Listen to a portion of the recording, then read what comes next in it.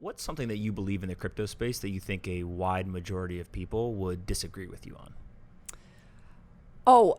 That Bitcoin's going to take over as money. That's the, I really do believe Bitcoin's going to take over as money. Okay, explain to us the logic of how you get there. Well, I think it's going to take 20 years. I may be wrong because, again, what ICE did, that's one of the benefits of what ICE did was embrace natively digital assets. And so I think that changeover from how we do it now, where we have this crazy system where every financial asset, with very few exceptions, is an IOU, from a leveraged financial institution that might go bust. Most people don't realize that. Yes, the stocks in your brokerage account are not stocks. They're an IOU from your broker.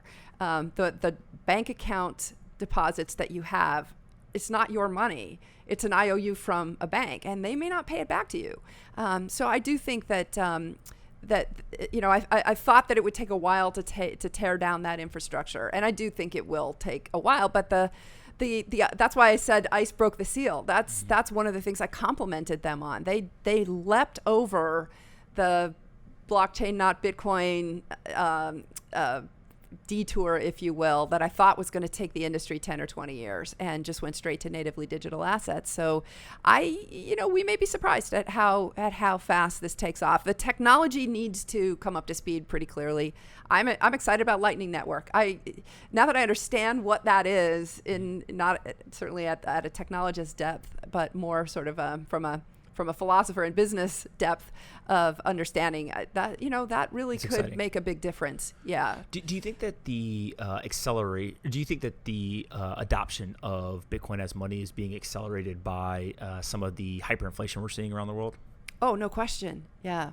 No question. We're on the day where we're recording this is, Turkey is, we're having an emerging market correction, shall we say, in a number of emerging markets, and the Bitcoin's already having a big impact in places like Venezuela, and historically it has been a safe haven asset. The Wall Street flows did make it more positively correlated to traditional financial assets.